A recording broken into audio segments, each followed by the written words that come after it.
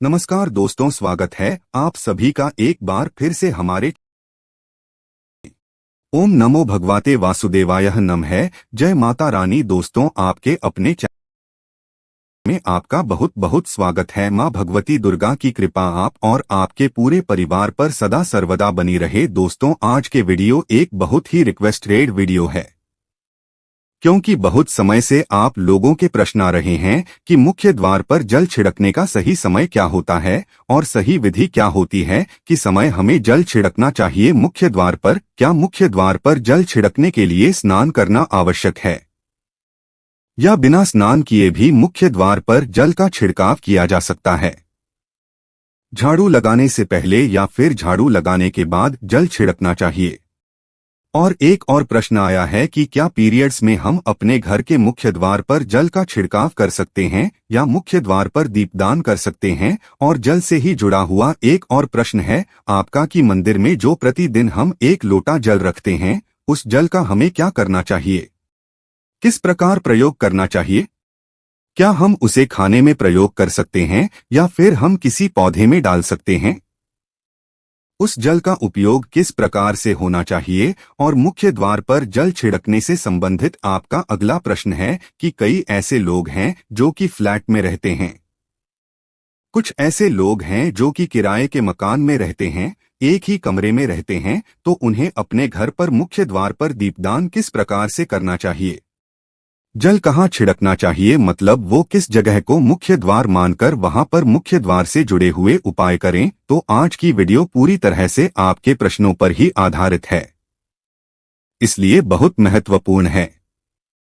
पूरा जरूर देखिए, और अगर आपको आज की वीडियो अच्छी लगे तो इसे लाइक भी जरूर कीजिए, क्योंकि आपके लाइक, आपके कमेंट्स ही मेरे लिए एकमात्र जरिया हैं जिनसे मुझे पता चलता है कि आपको यह वीडियो अच्छी लगती है और आपके लिए यह वीडियो उपयोगी है। तो अगर वीडियो अच्छी लगती है, लाइक तो जरूर ही किया करे। इसके साथ ही कमेंट बॉक्स में माता रानी के नाम का जयकारा भी जरूर लगाएं। इससे आपको सकारात्मक ऊर्जा की प्राप्ति होती है। और अगर आपका कोई भी सुझाव हो, कोई भी प्रश्न हो या फिर कोई भी विशेष वीडियो देखना चाहते हैं, तो उसके लिए भी कमेंट बॉक्स में जरूर लिखें। चैनल पर पहली बार आए हैं, अगर अभी तक आपने चैनल को सब्सक्राइब नहीं किया है, तो आज के वीडियो अगर आपको अच्छी लगे तो चैनल को सब्सक्राइब जरूर कर लीजिए और बेल बटन को भी प्रेस कर लीजिए। तो इससे ये होगा कि इस चैनल पर जो भी नई वीडियो अपलोड होंगी उनकी नोटिफिकेशन आपको सही समय पर प्राप्त होगी। और अब जानते हैं कि मुख्य द्वार पर जल छिड़कने का सही समय क्या होता है और सही विधि क्या होती है। तो देखिए, अगर आप मुख्य द्वार पर जल छिड़कते हैं तो आपको ध्यान रखना है कि जल आप एक दिन पहले ही, मतलब रात को सोने से पहले, एक पात्र में, कोई भी आप पात्र ले सकते हैं, जैसे कि आप एक तांबे का भी पात्र ले सकते हैं। तांबे का ना हो तो आप पीतल का ले सकते हैं, स्टील का ले सकते हैं, चांदी का ले सकते हैं। जो भी पात्र आपके पास उपलब्ध हो, एक लोटे में थोड़ा सा गंगाजल डाल दीजिए और उसके ऊपर शुद्ध जल भर दीजिए। और हाँ, गंगाजल ना हो तो भी परेशान होने की आवश्यकता नहीं है, सिर्फ शुद्ध जल से भी आप पत्र को भर सकते हैं। और उस जल से भरे पात्र को अपने घर की रसोई में रख दीजिए। अब जैसे कि आप अगले दिन सुबह उठकर इस जल का छिड़काव अपने घर के मुख्य द्वार पर करेंगे। अब बहुत से भक्तों के प्रश्न आए हैं कि क्या हम स्नान से पहले ये जल छिड़क सकते हैं या फिर स्नान करना आवश्यक है? देखिए, मुख्य द्वार पर जो सुबह सवेरे सबसे पहले जल छिड़का जाता है, जैसे कि जो रसोई में रखा हुआ जल होता है, ये एक तरीके से उपाय के तौर पर किया जाता है। घर में किसी भी प्रकार की परेशानी हो, किसी भी प्रकार के दुख दर्द रहता हो, गरीबी हो या फिर कलह क्लेश बहुत अधिक रहता है, मतलब किसी भी प्रकार की नकारात्मक ऊर्जा से आप परेशान हैं, बहुत समय से परेशानियों में ही घिरे हुए हैं, तो ऐसे में घर की रसोई में जल रखा जाता है और यही जल घर के मुख्य द्वार पर सुबह उठकर छिड़का जाता है। इस जल के छिड़काव से आपके घर की कोई भी परेशानी हो बहुत शीघ्र समाप्त हो जाती है। इस उपाय को करने से आपके घर में सुख समृद्धि भी आती है, कलह कलेश से भी मुक्ति मिलती है, बीमारियों से भी मुक्ति मिलती है। मतलब देखिए, किसी भी प्रकार की मानसिक परेशानी हो, शारीरिक परेशानी हो, आर्थिक तंगी हो या आपके घर में कोई वास्तु दोष हो, किसी भी प्रकार का ग्रह दोष हो, जैसे कि कई बार ऐसा होता है कि कई लोगों के ऊपर कई प्रकार के बुरे ग्रह दोषों का प्रभाव होता है, जिसकी वजह से घर में परेशानियां हमेशा बनी रहती है, तो ग्रह दोषों के प्रभाव से भी आपको मुक्ति मिलती है। वास्तु दोष और पितृ दोष भी समाप्त होता है। इसके साथ ही जैसे कि बहुत से लोगों के प्रश्न होते हैं कि उनके ऊपर किसी ने कुछ कर करा दिया है, उनके परिवार में किसी भी प्रकार की पहले कोई परेशानी नहीं थी, लेकिन अभी कुछ समय से परेशानियां लगातार आती ही जा रही है और कोई रास्ता नहीं मिल रहा है। परेशानी से निकलने का तो किसी के भी किए कराए तंत्र मंत्र का प्रभाव हो, किसी की बुरी नजर का प्रभाव हो, तो भी आपके इस उपाय से मतलब इस एक लोटे जल से आपकी परेशानी स्वतः ही कुछ दिनों में समाप्त हो जाती है। तो यह घर की सभी परेशानियों से मुक्ति पाने का रामबाण और सबसे सरल, सबसे आसान उपाय होता है, जो हमारे शास्त्रों में वर्णित है। तो आप अपने घर की रसोई में एक लोटा जल रखें, रात में भरकर और प्रातःकाल जल्दी उठकर उसी जल से अपने घर के मुख्य द्वार पर छिड़काव कीजिए। अब जैसे कि बहुत से लोगों के प्रश्न आते हैं कि यह जल हमें किस समय अपने घर के मुख्य द्वार पर छिड़कना चाहिए, तो देखिए, सुबह सूर्योदय होने से पहले इस जल का छिड़काव आपके घर के मुख्य द्वार पर हो जाना चाहिए। आप चाहे इसके बाद आप शुद्ध जल से मतलब किसी भी दूसरे जल से अपने घर के मुख्य द्वार को धोते हैं तो बाद में भी धो सकते हैं, कोई समस्या नहीं है। लेकिन इस जल का छिड़काव घर के मुख्य द्वार पर सूर्योदय होने से पहले हो जाना चाहिए। और अब जैसे आपका अगला प्रश्न है कि क्या हमें स्नान करके इस जल का छिड़काव अपने घर के मुख्य द्वार पर करना चाहिए या फिर बिना स्नान किए भी कर सकते हैं? देखिए, ये जो हम जल छिड़कते हैं मतलब ये एक उपाय होता है, तो इसे हम स्नान करने के बाद नहीं करते हैं। सुबह जल्दी उठते हैं और उठकर सबसे पहले घर की रसोई में जाएंगे। उसके बाद उस जल को लेकर आप घर के मुख्य द्वार पर जाएंगे। मुख्य द्वार खोलकर मतलब मेन गेट खोल दीजिए और उसके बाद मुख्य द्वार पर इसी जल का छींटा दीजिए, छिड़काव कर दीजिए और जल का छिड़काव करते समय अपने पितरों का ध्यान कीजिए। माँ लक्ष्मी का ध्यान कीजिए, क्योंकि कहा जाता है कि सुबह सुबह माँ लक्ष्मी प्रत्येक द्वार पर आती है, सबके द्वार पर आती है। जिनके भी द्वार खुले होते हैं, जिनके घर में जल का छिड़काव मुख्य द्वार पर हुआ रहता है, उसके घर में वह प्रवेश कर जाती है। तो माँ लक्ष्मी का अपने मन में ध्यान कीजिए और एक तरह से प्रार्थना कीजिए कि हे माँ लक्ष्मी, आप मेरे घर में प्रवेश करें, मैं आपका स्वागत करने के लिए तैयार हूं। और इसके बाद अपने पितरों का ध्यान कीजिए, क्योंकि हमारे घर की जो दहलीज होती है वहीं पर पितरों का वास माना जाता है। तो जब आप दहलीज पर जल के छींटे देते हैं तो आपके पितर बहुत हो जाते हैं, प्रसन्न हो जाते हैं और उनका आशीर्वाद भी आपको प्राप्त होता है। तो सुबह जो आप जल छिड़कें, इसके लिए स्नान करने की आवश्यकता नहीं है, बिना स्नान किए भी कर सकते हैं। और अब आपका अगला प्रश्न है कि क्या झाड़ू लगाने के बाद हमें जल का छिड़काव करना चाहिए या फिर झाड़ू लगाने से पहले भी जल का छिड़काव कर सकते हैं?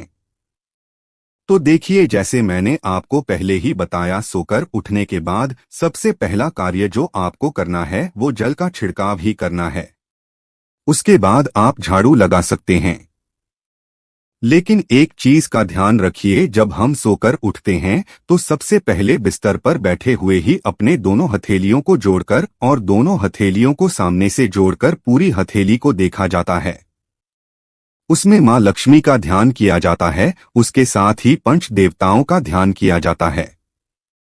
पंचदेवता कौन कौन से होते हैं? माँ दुर्गा, भगवान शिव, भगवान श्री हरि, विष्णु, गणपति, गजानन और भगवान सूर्य देवता। पंच देवताओं का ध्यान हम अपने हाथों में ही करते हैं, हथेलियों में ही करते हैं। करागरे वास्ते लक्ष्मी करमधे सरस्वती करमूले तू गोविंदा प्रभाते प्रदर्शन। हम इस मंत्र का उच्चारण आप चाहें तो कर सकते हैं, नहीं करते हैं तो भी कोई बात नहीं। अपने इष्ट देवता का और पंच देवताओं का ध्यान अपनी हथेलियों में कर लीजिए।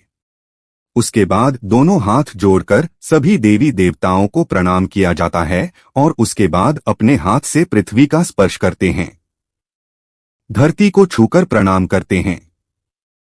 2 बार या 3 बार और उसके बाद अपना दाहिना पाँव पृथ्वी पर रखते हैं, धरती पर रखते हैं। उसके बाद ही बाकी के जो सभी कार्य होंगे वो उसके बाद ही किए जाएंगे। जल का छिड़काव आप उसके बाद ही करेंगे। मतलब सुबह उठने के बाद सबसे पहले हथेलियों के दर्शन, फिर धरती को प्रणाम कीजिए, फिर धरती पर पैर रखिए और उसके बाद रसोई में जाकर आपको जल लेना है और घर का मुख्य द्वार खोलकर मुख्य द्वार पर जल का छिड़काव करना है। माँ लक्ष्मी का और अपने पितरों का ध्यान करना है। उसके बाद आप अपने घर में आ जाएंगे और उसके बाद जो भी आपके रूटीन वर्क होते हैं, मतलब झाड़ू लगाएंगे या फिर आप स्नान करेंगे, ये सभी कार्य उसके बाद किए जाएंगे। और अब जैसे कि कई लोगों के प्रश्न आते हैं कि जब हम जल का छिड़काव करते हैं क्या उसी समय हम घर के मुख्य द्वार पर झाड़ू लगाकर और पानी डालकर क्या हम मुख्य द्वार की अच्छे से सफाई कर सकते हैं? जी हाँ, बिल्कुल कर सकते हैं। पहले आप जो रसोई में रखा हुआ जल है उस जल का छिड़काव कर दीजिए। उसके बाद और भी पानी डालकर, मतलब अगर आपके पास जल और उपलब्ध है तो और जल लेकर और घर के मुख्य द्वार की अच्छी तरह से झाड़ू से या कैसे भी सफाई कर सकते हैं। और कई लोगों के प्रश्न आए हैं कि हम किसी फ्लैट में रहते हैं या फिर किसी ऐसे कमरे में रहते हैं, किराए के कमरे में, कि हमारे पास एक ही कमरा है, तो हम जल का छिड़काव या फिर दीपदान कहाँ पर करें? किसी हम अपना मुख्य द्वार माने देखिए जो आपका अपना कमरा है या फिर जो फ्लैट है आपका जहाँ पर आपका नेम प्लेट लगा हुआ है, आप उसी स्थान पर दीपदान करेंगे और उसी स्थान पर आपको जल का छिड़काव करना है। मतलब जहां पर आपका अगर एक ही कमरे का मकान है तो आपके कमरे का जो दरवाजा है वहीं पर आपको थोड़ा सा जल छिड़कना है और वहीं पर आप दीपदान भी करेंगे। जो कि मुख्य द्वार से जुड़े हुए उपाय होते हैं वो आप अपने घर के, मतलब जो अपना कमरा है उसके बिल्कुल दरवाजे के पास ही करेंगे। और आपका अगला प्रश्न है कि क्या पीरियड्स में हम अपने घर के मुख्य द्वार पर जल का छिड़काव कर सकते हैं, दीपदान कर सकते हैं? देखिए, जल का छिड़काव करने के लिए पीरियड्स हो या ना हो उसे कोई फर्क नहीं पड़ता, आप जल का छिड़काव कर सकते हैं। रही बात दीपदान की, तो दीपदान देखिए कार्मिक पूजा में आ जाता है और कार्मिक पूजा हम बिना शुद्ध हुए नहीं कर सकते हैं। मतलब पीरियड समाप्त होने के बाद ही आप कर सकते हैं। बाकी जल का छिड़काव आप कभी भी कर सकते हैं, पीरियड्स में भी कर सकते हैं, कोई समस्या नहीं है। और अब आपका प्रश्न है कि क्या मंदिर में जो हम जल रखते हैं क्या वो रखना जरूरी है, और अगर हम रखते हैं तो उस जल का क्या करें? देखिए, मंदिर में जल रखना बहुत आवश्यक है। जल एक ऐसी चीज होती है जिसमें सभी प्रकार की जो एनर्जी होती है ऑब्जर्व हो जाती है। तो जो हम पूजा पाठ करते हैं, मंत्रों का जप करते हैं या वहां पर प्रार्थना करते हैं, जो भी हमारे अपने मन की कामना भी कहते हैं भगवान से, तो सभी चीजें उस जल में समाहित हो जाती है। इसलिए पूजा करने से पहले घर के मंदिर में एक लोटा जल रखा जाता है और उसके बाद दीपदान, मतलब एक दीपक प्रज्वलित कर दिया जाता है। यह अग्नि और जल का एक तरह से बैलेंस भी हो जाता है और इसलिए शास्त्रों के अनुसार घर के मंदिर में एक लोटा जल भी हमेशा होना चाहिए और दीपक भी प्रज्वलित करना चाहिए। तो अब इस जल का करना क्या चाहिए? देखिए, जब हम जल रखते हैं सुबह की पूजा में रखते हैं, मतलब सुबह जो हम पूजा करते हैं प्रातःकालीन पूजा, उस समय जल रखा जाता है और वो जल हम अगले दिन उठाते हैं। मतलब जब आप अगले दिन पूजा करने जाते हैं स्नान इत्यादि करने के बाद, तो आप उस जल को उठाते हैं। सबसे पहले तो उस जल का प्रयोग सुन लीजिए। आप अपने घर के सारे कमरों में, मतलब पूरे घर में उस जल का छिड़काव करते हैं, तो इससे आपके घर का शुद्धिकरण हो जाता है क्योंकि वो बहुत ही पॉजिटिव एनर्जी से भरा हुआ जल होता है। उस जल का छिड़काव करने से किसी भी प्रकार की नकारात्मक ऊर्जा का प्रवेश आपके घर में नहीं होता। किसी भी प्रकार की परेशानी आपके घर में हो, अगर आप नियमित तौर पर उस जल का छिड़काव करें अपने घर में, तो निश्चित ही आप परेशानियों से मुक्ति पा जाते हैं कि ये कराएं, तंत्र मंत्र के प्रभाव से मुक्ति पा जाते हैं। दूसरा इसका उपाय आप कर सकते हैं, जैसे कि घर में कोई बीमार है तो आप इस जल को उस व्यक्ति को पीने के लिए दे सकते हैं, और ये जल इतना पावरफुल होता है कि इस जल को पीने से बड़ी बीमारियों से मतलब लंबी बीमारियों से भी धीरे धीरे राहत मिलने लग जाती है। कई बार होता है ना कि आप लोगों के प्रश्न आते हैं कि दवाई तो हम कर रहे हैं, लेकिन दवाई हमें लगती ही नहीं है, दवाई का कोई प्रभाव ही देखने को नहीं मिलता। तो ऐसे में अगर उस जल को पीने के लिए रोगी को दिया जाए तो बहुत अच्छी दवाइयां काम करने लग जाती है। और जैसे कि परिवार में अगर बहुत अधिक कलह क्लेश रहता है, हमेशा आपस में सामंजस्य बनता ही नहीं है, आपस में हर बात पर मतभेद होता है, तो परिवार के सभी सदस्य इस जल में से अगर थोड़ा थोड़ा पीते हैं तो धीरे धीरे विचारों में परिवर्तन आने लग जाता है, सकारात्मक विचार सभी के होने लग जाते हैं और आपस में समन्वय होने लग जाता है। पर से कलह क्लेश और मतभेद हमेशा के लिए समाप्त हो जाता है। और मंदिर में रखे हुए जल का अगला उपाय क्या है? देखिए, अगर आप कोई दुकान करते हैं, कोई व्यापारिक स्थल है आपका, तो प्रतिदिन इसी जल में से थोड़ा सा जल ले जाकर दुकान पर व्यापारिक स्थल पर छिड़काव कीजिए। इससे आपका दुकान आपका काम बहुत अच्छा चलता है, मतलब किसी भी प्रकार की परेशानी आपके व्यापारिक स्थल पर नहीं आती है, क्योंकि जैसा मैंने आपको बताया ये जो जल होता है बहुत पावरफुल होता है, बहुत पॉजिटिव होता है। तो इस जल का छिड़काव करने से बहुत सारी परेशानियां स्वतः ही समाप्त हो जाती है। जैसे अगर आपके दुकान पर किसी की नजर लगी है, बहुत से लोगों के प्रश्न आते हैं कि हमारे काम को किसी ने बांध दिया है, मतलब किसी की बुरी नजर ऐसी लग गई है कि पहले तो दुकान बहुत अच्छी चलती थी, अब नहीं चल रही है, तो आप इस उपाय को कर सकते हैं। निश्चित ही बहुत जल्द ही आपको परेशानियों से मुक्ति मिल जाती है और दिन दूनी रात चौगुनी आपके व्यापार में तरक्की होती है। और हाँ, मंदिर में रखे हुए जल को आप अपने घर की रसोई में खाना बनाने में पीने में भी प्रयोग कर सकते हैं, लेकिन खाना बनाने में प्रयोग तभी कीजिए जबकि आपके घर में बिल्कुल सात्विक भोजन बनता हो, मतलब लहसुन प्याज अगर आपके घर में बनता हो तो खाना बनाने में इस जल का प्रयोग नहीं किया जा सकता है। फिर आप इस जल को थोड़ा थोड़ा परिवार के सदस्य मिलकर ग्रहण कर सकते हैं और बचे हुए जल को आप अपने घर में पौधों में डाल सकते हैं। तो देखिए, ऐसा नहीं है कि मंदिर पर रखा हुआ जल बेकार होता है, किसी काम का नहीं होता है, बहुत सारे उपयोग इस जल के होते हैं।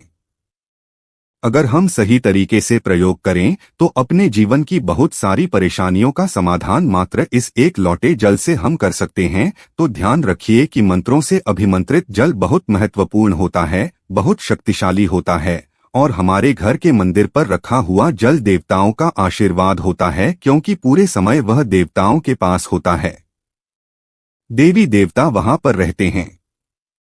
तो उस जल में हर प्रकार की शक्ति समाहित होती है, जो कि सकारात्मक शक्तियां होती है। और इस जल का प्रयोग अगर हम सही तरीके से करते हैं, मतलब उसको पीने में करते हैं, खाना बनाने में करते हैं, घर में जल का छिड़काव करने में करते हैं, तो इससे हमारी समस्याओं का समाधान होता है। और अगर कोई भी कार्य नियमित तौर पर मतलब प्रतिदिन किया जाता है तो उसका हमें लाभ प्राप्त होता है।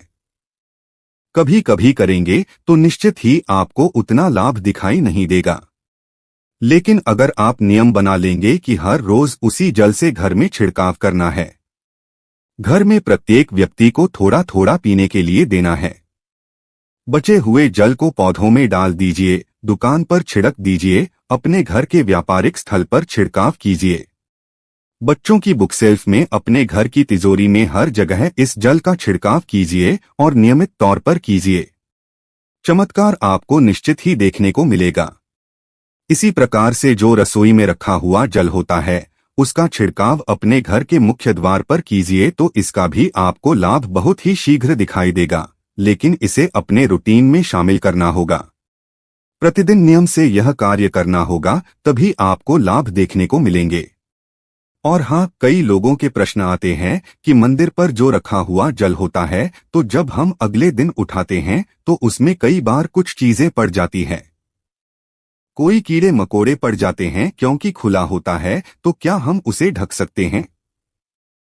जी हाँ, बिल्कुल ढक सकते हैं। जब आप पूजा करते हैं सुबह के समय, तो जब तक पूजा कर रहे हैं, जब तक मंत्रोच्चारण कर रहे हैं, तब तक जल खुला रखिए। और उसके बाद जैसे कि आप पूजा पर से उठते हैं तो उससे पहले जल को किसी भी प्लेट से या कटोरी से ढक दीजिए। फिर जब आप अगले दिन उस जल को उठाएंगे तो बिल्कुल शुद्ध और साफ सुथरा जल आपको मिलेगा और उस जल का प्रयोग आप अपने किसी भी कार्य में कर सकते हैं। तो दोस्तों, ये है आज की वीडियो। उम्मीद करता हूँ आपके सभी प्रश्नों के उत्तर वीडियो में मिल गए होंगे। इसके अलावा भी अगर आपका कोई प्रश्न हो तो कमेंट बॉक्स में लिख सकते हैं।